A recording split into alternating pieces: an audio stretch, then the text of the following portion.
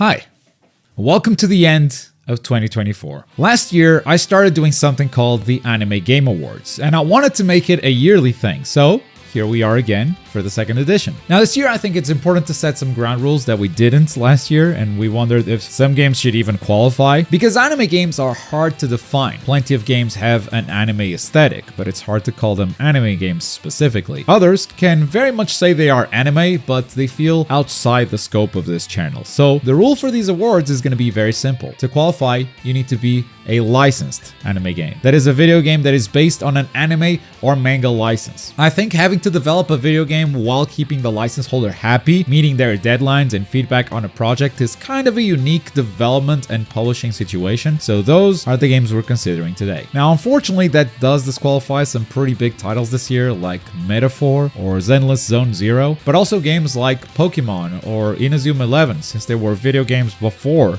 they were anime, which also means they don't need to work with the license holder at all. They own their own IP. So with that said, let's get things started. These are the categories for this year. For the most part, I think I'll keep them flexible every year. There are a few that I can see being permanent, like Best Style and Most Disappointing, and of course, Best Game of the Year. But I'm also okay with bringing new categories and dropping others that don't make sense every year. For instance, this year we dropped a category called Best Game I Didn't Play, because Tectone said, "This is the dumbest shit I've ever heard of."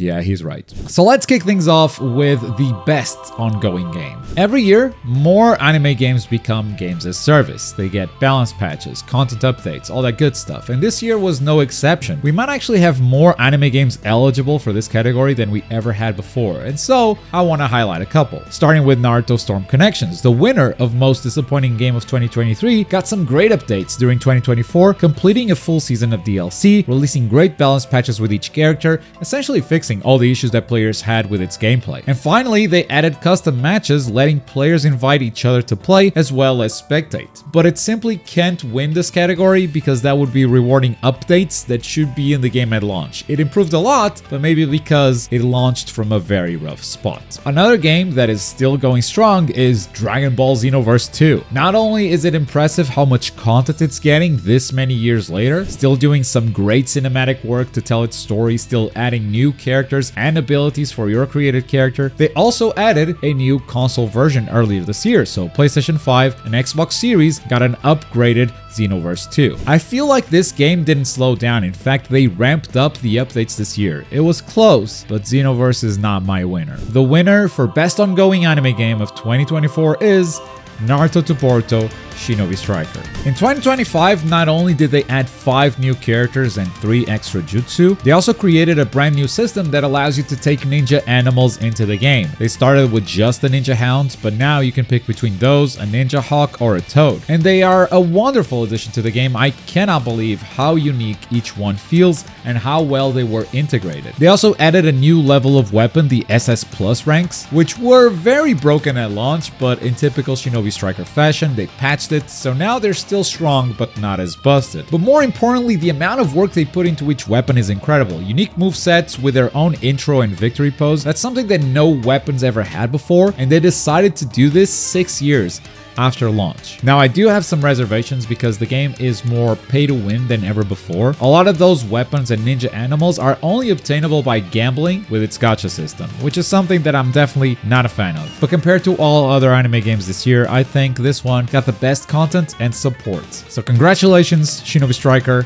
I'm still waiting for those custom lobbies though. With that, we move on to Best Style. Style is graphics, it's soundtrack, it's the look of the menus, it's the game's attitude, it's all of those things combined. And anime games are in general very stylish. In fact, many end up selling purely on visuals. A big one of those this year was Dragon Ball Sparking Zero. This is without a doubt one of the best looking Dragon Ball games ever made, and that's quite the achievement because there are a lot of good looking Dragon Ball games out there. I love the way Goku visits all of these places and characters while navigating the menus. I love the look of every single ultimate move in the game. They all look fantastic, and that's crazy considering the size of the roster. And I feel like the soundtrack is very underrated because, well, it's a bit all over the place, but when it wants to go epic, it does it better than most. On the complete opposite end of the spectrum, I gotta shout out Shin-Chan, Shiro, and the Cold Town. I love the look of the previous game, and I think this one only improved on it, especially when you are in Cold Town, with every building being bent in a weird way. It gives the whole place a surreal look. And I've always loved the contrast of this crudely drawn character interacting with the most beautiful backgrounds you've ever seen. It's a look that just works for me. But the winner of Best Style of 2024 is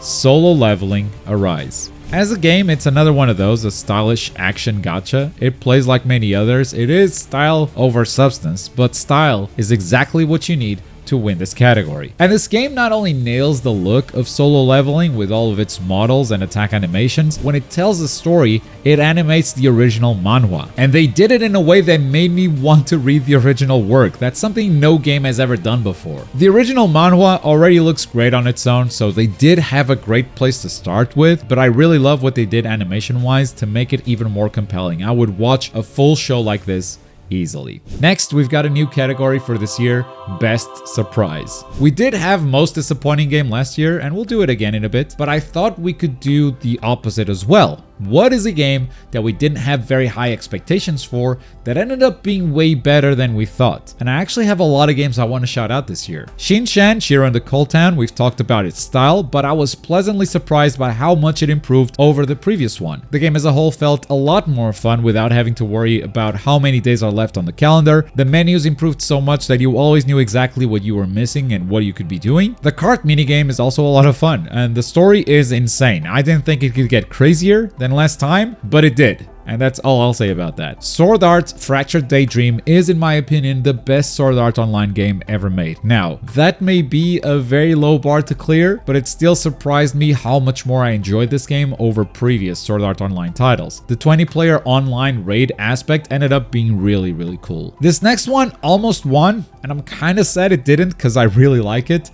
Fairy Tail Dungeons. The Fairy Tail author put out a contest for a fan-made Fairy Tail game, and they ended up picking not one but 3 winners and paid for the games out of his pocket. And Fairy Tail Dungeons ended up being one of the most addicting roguelikes that I've played this year. And yes, I did play Balatro as well. Never did I expect one of these fan-made games to turn out this good. Fairy Tail Dungeons surprised the hell out of me. Well done. But the winner for Best Surprise 2024 has to be Death Note: Killer Within. The game literally surprised everyone with its announcement and release within a week, but then to make an Among Us clone that's even better than the original, that's a concept that many have tried and failed. When a game is as successful as Among Us, of course developers and publishers are gonna try to imitate the formula. And out of all of those clones, it was a licensed anime game that did it better than anyone. And it did it in a way that fits the show so well. The best part, it looks like the game is not anywhere near done. With how fast updates seem to be coming, we already have a new stage and we're getting a new role in early 2025. So really awesome. Death Note: Killer Within is 2024's best surprise. Now comes the other end of this award, the one that no one wants to win.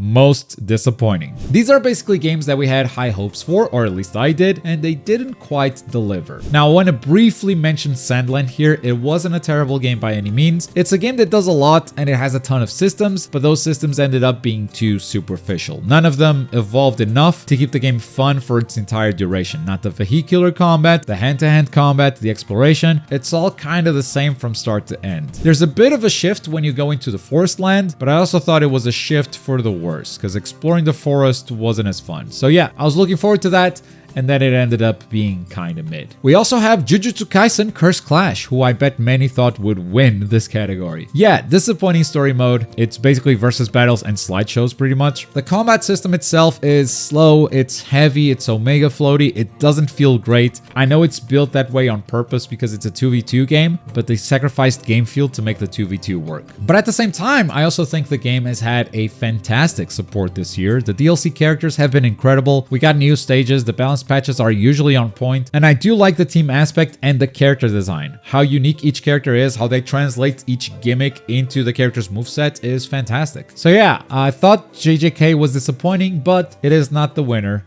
of this category. The most disappointing anime game of 2024 was Spy Anya, Operation Memories. They captured the spirit of Spy Family perfectly in these cutscenes and writing, so much so that every time I saw this game, I got more excited to play this Anya's slice of life. But then the gameplay feels like you're playing the same 3 days on loop. You go to school, talk to everyone, see what they're up to, and then choose a location, take 3 pictures, and come back home. I hope the minigames would save me from this 3-day loop nightmare, but they range from just okay to absolutely infuriating. If you like playing dressing up, I think there's something here because they made a ton of outfits, but if you like playing video games, I don't know that I can ever recommend this. It is full price, and that's insane for what this game actually does. Disappointed, but let's take a look at the future. What anime games are coming out next year, and which one is the most anticipated? I have 4 games on my list that I'm really looking forward to. Funny enough, I didn't like this game when I first played it. Hunter x Hunter, Nen Impact. It didn't feel great when I tried it out, but since then they've made so many system changes that I'm honestly curious to see it again. It feels like a different game. Besides, it's an anime fighting game from 8ing with rollback netcode, so of course I'm excited. I've also played Dragon Ball Project Multi, the Dragon Ball MOBA that had a closed alpha test for a couple of weeks if I recall correctly. That was a lot of fun. I want to see what else they do with it. I want to see what other game modes they add, what other characters, how this game releases and how it evolves. It's going to be very interesting to see. As a big fan of the first Demon Slayer, I am of course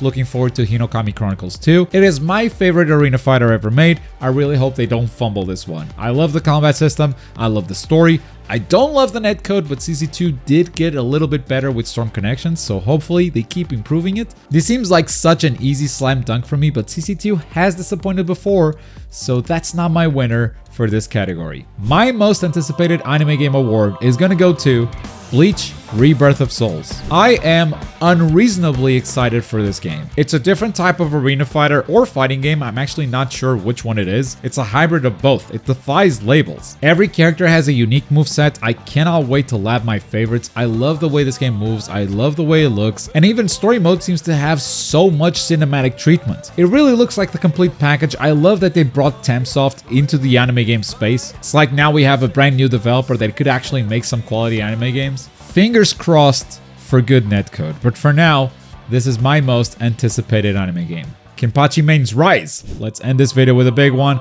Best anime game of 2024. This one kind of felt obvious to me until we got pretty close to the end of the year, around November, and things got a little more complicated. First, I want to shout out Fairy Tail Dungeons. Yes, it is that good. I want to play more of it. And it is a game from a solo dev in case you were wondering. And to me, it's standing next to these anime game giants, so congratulations, but it's not going to be my winner this year. The winner of Best Game of 2024 is going to be between Death Note Killer Within and Dragon Ball Sparking Zero. Sparking Zero was the obvious winner for most of the year because I got to play the game for a really long time before release and it was doing everything right. It did things no other anime games did. It constantly defied expectations and constantly surpassed them with every announcement. Starting with a roster being way bigger than anyone could reasonably guess, going above and beyond with its story mode, including what if stories that aren't small either. Some of them span multiple arcs. They made a game mode for fans to create and share their own battle scenarios. They made lobbies with spectator mode right from launch. You could put this game out without half of these things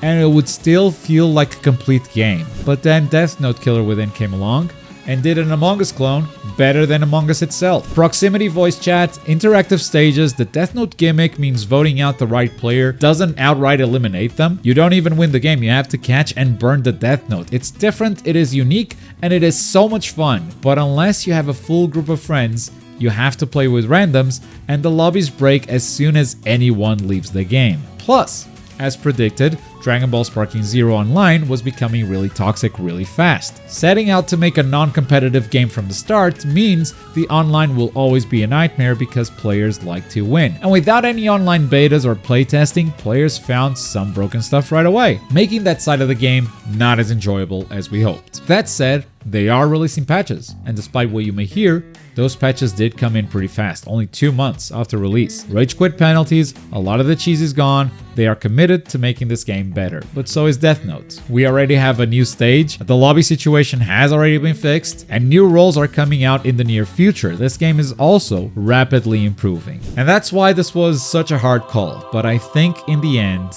I have to give it to Dragon Ball Sparking Zero. It's simply a more complete experience, and a lot of the rage you hear from players comes from the online online competitive side of things when the game has a lot more that can be enjoyed outside of that. It becomes easy to forget how above and beyond they went with this game when it comes to features, to content. Even the combat changes are good on paper and give them a very good baseline to improve and balance the game in the future. And so that's going to be my pick for the best anime game of 2024. Maybe a controversial one, but that's why I also welcome your opinion in the comments down below. What's the best anime game of 2024 that you played? Let me know down there. And in case you were curious, my overall game of the year 2024 was Astrobot. I think the Game Awards got it right this year. I wish everyone the best. Have a great start of the year 2025.